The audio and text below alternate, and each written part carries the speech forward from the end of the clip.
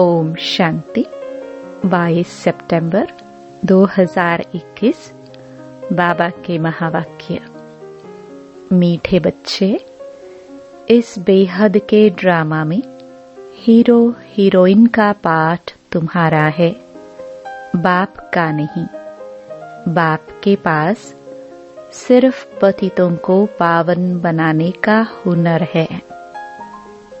प्रश्न।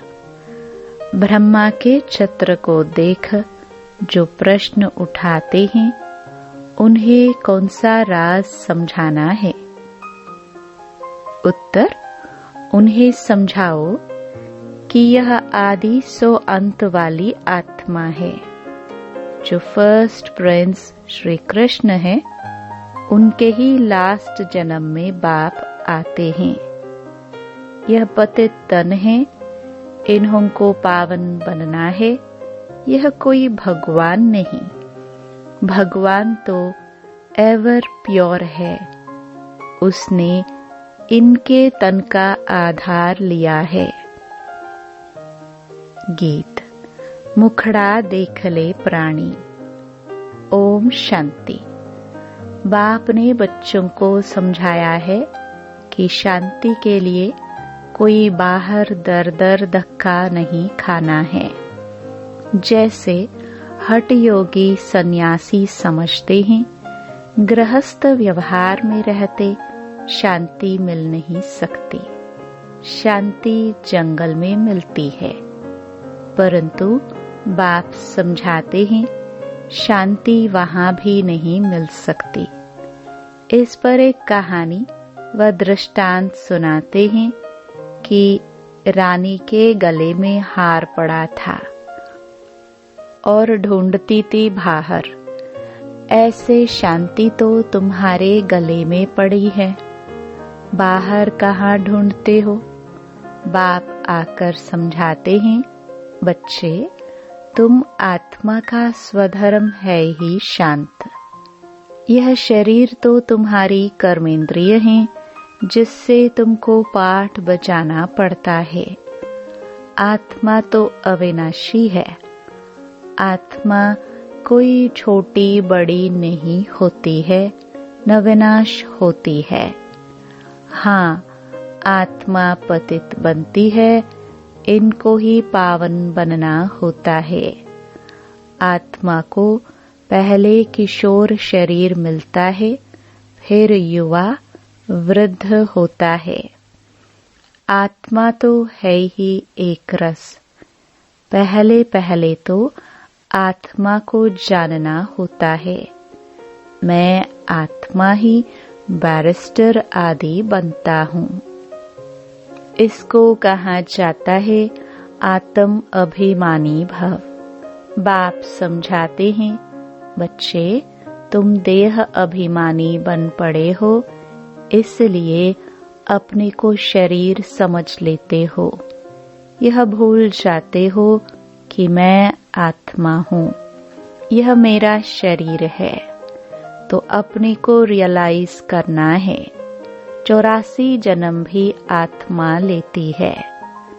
अभी बाप ने समझाया है, जो ब्राह्मण बने हैं वही फिर देवता बनने वाले हैं।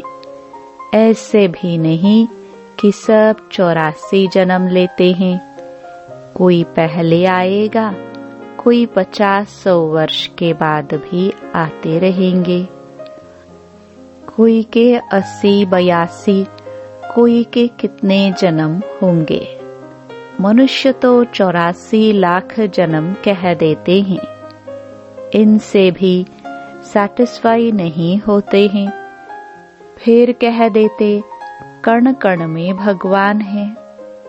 अब भगवान कहते हैं कि मैं किसी मनुष्य तन में भी नहीं हूँ, तो जानवर पत्थर ठिक्कर कण कण में कैसे होगा? बाप ने समझाया है, नंबर 1 ही लास्ट नंबर में तमो प्रधान बनते हैं। मैं खुद कहता हूँ कि मैं बहुत जन्मों के अंत में साधारण तन में प्रवेश करता हूँ। जिसने पूरे 84 जन्म लिए हैं वह तो जरूर पतित होगा, पावन तो हो नहीं सकता। बाप खुद कहते हैं पहले नंबर में है श्री कृष्ण, फर्स्ट प्रिंस। श्री नारायण तो बाद में बनता है, जब बड़ा होता है। वह भी 20-25 वर्ष कम हो जाते हैं। उनके भी पूरे 84 जन्म नहीं कहेंगे। नंबर 1 है श्री कृष्ण। भल वही फिर स्वयंवर बाद नारायण बनते हैं, परंतु हिसाब तो बच्चों को करना है ना। पूरे 84 जन्म 5000 वर्ष श्री कृष्ण के ही कहेंगे। तो बाप बैठ समझाते हैं, मैं कल्प कल्प उसी ही तन में आता हूँ जिसका आदि से लेकर अंत तक पाठ है। दूसरे कोई में आ नहीं सकता हूँ। हिसाब है ना। ब्रह्मा ही पहला नंबर ठहरा, मैं और कोई में आ कैसे सकता। तुमसे बहुत लोग पूछते हैं सिर्फ एक ही ब्रह्मा में क्यों आते हैं, परंतु यह हिसाब है ना। यह समझने की बातें हैं। गाया भी हुआ है, ब्रह्मा द्वारा स्थापना करते हैं, विष्णु व शंकर द्वारा स्थापना नहीं करते। यह और कोई का काम नहीं है। मनुष्य रचता और रचना को नहीं जानते हैं। यह भी ड्रामा में नोंद है। बनी बनाई बन रही, चिंता ताकि कीजिए। यह अभी की बात है। जो होनी है वही होती है, वह बदल नहीं सकती। आज जो कुछ होता है फिर 5000 वर्ष बाद होगा। बाबा ने समझाया भी था, कोई भी बात ऐसी देखो तो बोलो यह कोई नई बात नहीं, 5000 वर्ष पहले भी हुआ था। एकदम ऐसा लिख दो, फिर भल वह आकर पूछे। लिखने में कोई हर्जा नहीं है। यह लड़ाई पहले लगी थी, नथिंग न्यू।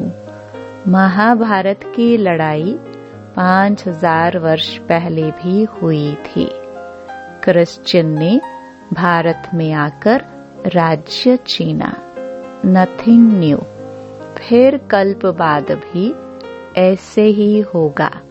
यह वर्ल्ड की हिस्ट्री ज्योग्राफी रिपीट होती रहती है। अब फिर से आदि सनातन देवी देवता धर्म की स्थापना हो रही है। जिनके 84 जन्म पूरे हुए हैं वही पहले नंबर में लक्ष्मी नारायण बनेंगे। यह सब राज बाप ही बैठ समझाते हैं। बाप कहते हैं, मैं मनुष्य सृष्टि का बीज रूप हूँ। इनको उल्टा झाड़ कहा जाता है। इस कल्प वृक्ष की आयु 5000 वर्ष है। स्वास्तिका में 4 भाग एक जैसे देखेंगे। युग भी इक्वल है, उसमें फर्क नहीं पड़ता।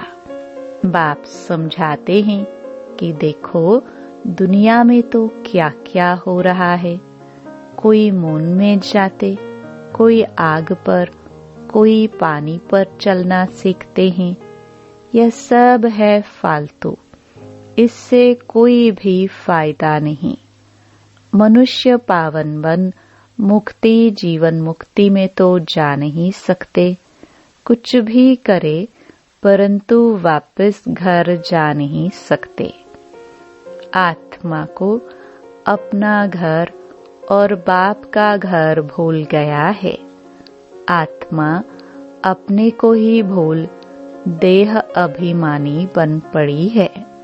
फिर मंदिरों में जाकर महिमा गाते हैं। आप सर्वगुण संपन्न हम नीच पापी हैं, अपनी ग्लानि करते हैं। बाप तो कभी पुजारी नहीं बनते। अच्छा, फिर सेकंड नंबर में कहेंगे शंकर भी एवर पूज्य है, वह भी पुजारी नहीं बनते, उनका पाठ ही यहाँ नहीं है। इस स्टेज पर पाठ है ब्रह्मा और विष्णु का। ब्रह्मा और विष्णु का क्या क्या पाठ है, यह दुनिया में किसको भी पता नहीं है। त्रिमूर्ति ब्रह्मा कह देते हैं, अर्थ कुछ भी नहीं समझते। यह भी गाते हैं ब्रह्मा द्वारा स्थापना। कौन करते हैं, उनका चित्र ही नहीं। मुख से कहते हैं, परंतु वह कहाँ है? शिव क्या चीज है, यह भी नहीं जानते। आत्मा के लिए कहते हैं, भ्रकटी के बीच चमकता है अजब सितारा। मैं आत्मा अविनाशी हूँ, शरीर विनाशी है। कितने शरीर लेते हैं, कुछ भी पता नहीं। मनुष्य कितने दुखी हैं, रड़ियां मारते रहते हैं। ओ गॉड फादर, जब से दुख शुरू हुआ है पुकारते आए हैं। यह भी समझाया गया है। भारत में जब रावण राज्य शुरू होता है तो ऐसे नहीं और धर्मों में भी रावण राज्य हो गया नहीं। उनको तो अपने समय पर सतो रजो तमो में आना ही है। यह कहानी सारी भारत पर है। वह तो बाई प्लॉट है, बाप बीच में ही आते हैं। भारत जब तमो प्रधान बन जाता है तो फिर सारा झाड़ तमो प्रधान बन जाता है। उनको भी सुख दुख भोगना है। झाड़ में नए नए पत्ते निकलते हैं, वह बड़े शोभनीक होते हैं। नयों को फिर सतो रजो तमो में जरूर आना है। पिछाड़ी में जो आते हैं उनका कुछ मान रहता है।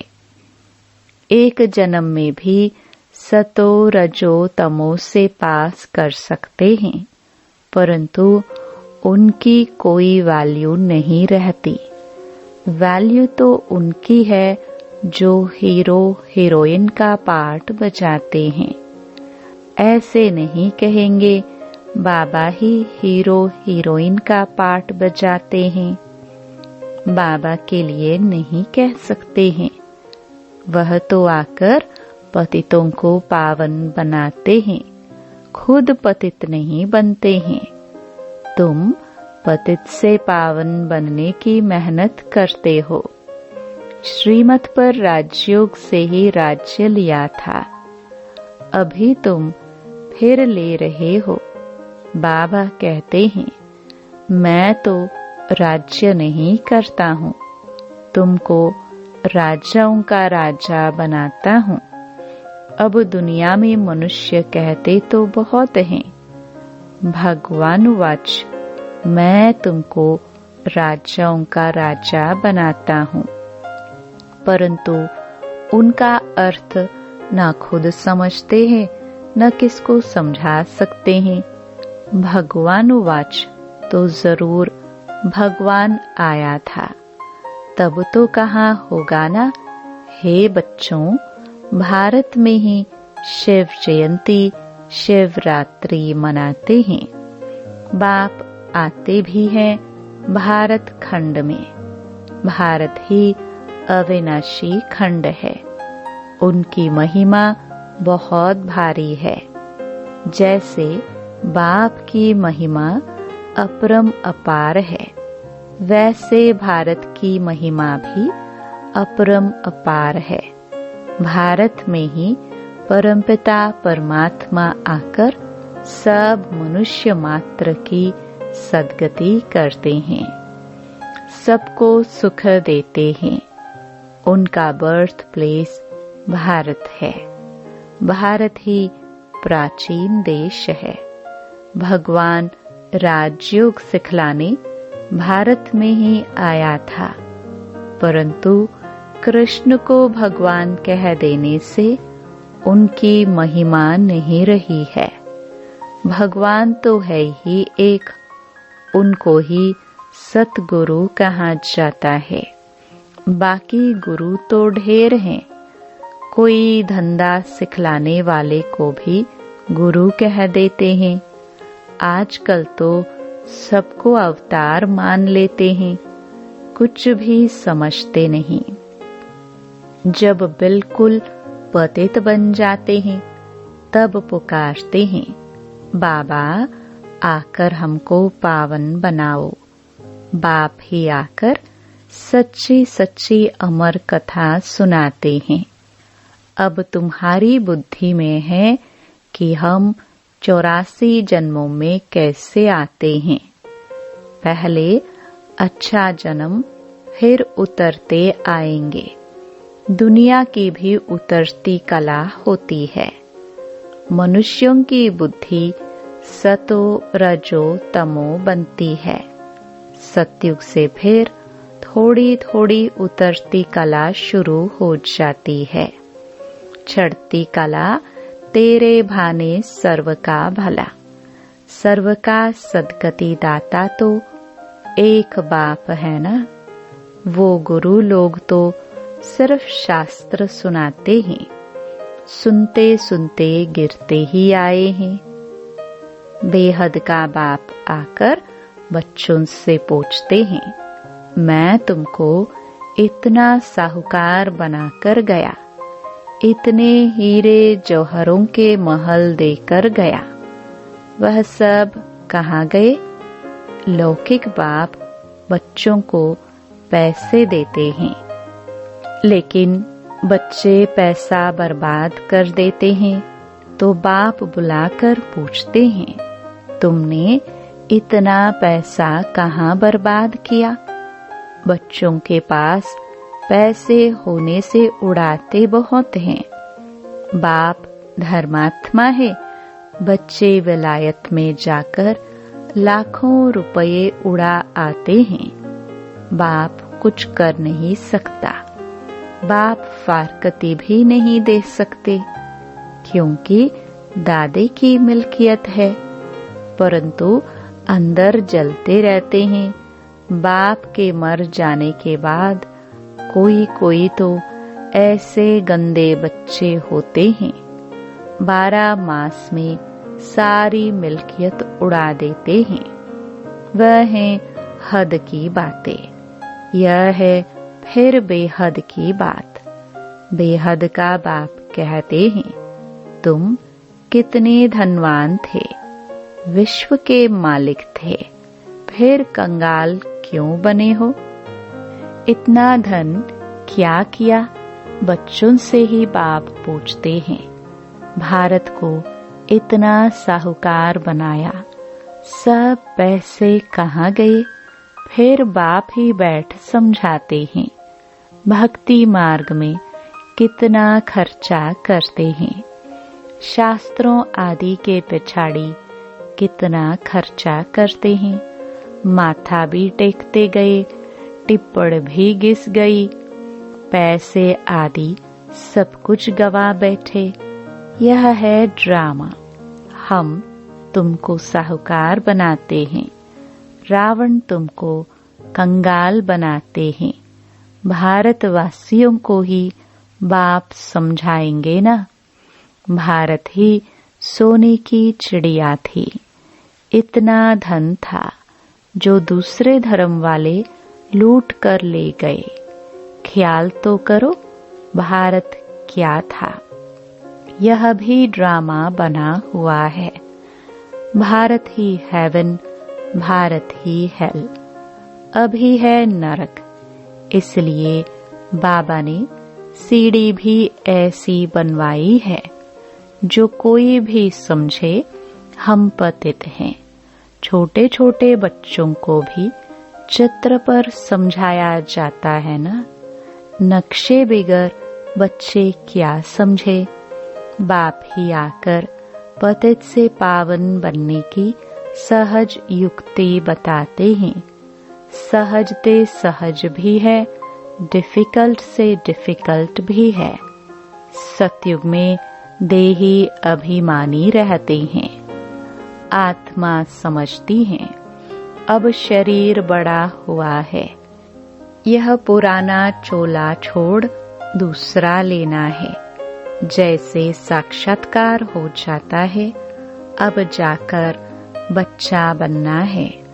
पुरानी खल छोड़ देते हैं। यहाँ कोई मरता है तो रोते भी हैं, बैंड बाजा भी ले जाते। सतयुग में तो खुशी से एक शरीर छोड़ दूसरा लेते हैं तो शादमाना मनाते हैं। यहाँ कितना अफसोस करते हैं। कोई मरता है तो कहते हैं स्वर्ग पधारा, तो इसका मतलब नरक में था ना। अभी तुम पुरुषार्थ कर रहे हो स्वर्गवासी बनने के लिए। बाप तुमको स्वर्गवासी बनाते हैं। बाप आते ही हैं जीवन मुक्ति देने। रावण के बंधन से छुड़ाए जीवन मुक्त करते हैं। बाप कहते हैं मैं कल्प पहले मुहाफिक आकर राजयोग सिखलाता हूँ। कल्प कल्प ब्रह्मा के ही तन में आता हूँ। तुमको ब्राह्मण जरूर बनना है। यज्ञ में ब्राह्मण तो जरूर चाहिए ना। यह है राजस्व अश्वमेध अविनाशी ज्ञान यज्ञ। इस रथ को स्वाहा करना है। अश्व इस रथ को कहा जाता है। राजस्व स्वराज्य के लिए यह सब अश्व शरीर इसमें स्वाहा होने हैं। आत्मा तो स्वाहा नहीं होगी। आत्माएं हिसाब किताब चुकतो कर चले जाएंगे। फिर नए सिर सबका पाठ शुरू होगा। इनको कहा जाता है हिस्ट्री ज्योग्राफी रिपीट। बाप आते ही हैं नई दुनिया स्थापन कर पुरानी दुनिया खलास करने। यह एक ही महाभारत लड़ाई है जो शास्त्रों में गाई हुई है। तो समझाना चाहिए इस लड़ाई से यह स्वर्ग के द्वार खुलते हैं। इसलिए इनका गायन शास्त्रों में है। अच्छा मीठे मीठे सिखिल दे बच्चों प्रति माता पिता बाप दादा का याद प्यार और गुड मॉर्निंग। रूहानी बाप के रूहानी बच्चों को नमस्ते। धारणा के लिए मुख्य सार। पहला, बीती बातों का कभी भी चिंतन नहीं करना है। जो बात बीत गई नथिंग न्यू समझ भूल जाना है।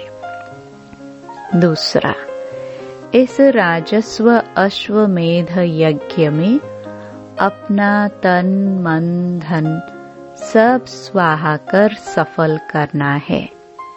इस अंतिम जन्म में संपूर्ण पावन बनने की मेहनत करनी है। वरदान, मास्टर त्रिकालदर्शी बन हर कर्म युक्त युक्त करने वाले कर्म बंधन मुक्त भव। जो भी संकल्प बोल व कर्म करते हो वह मास्टर त्रिकालदर्शी बनकर करो तो कोई भी कर्म व्यर्थ व अनर्थ नहीं हो सकता।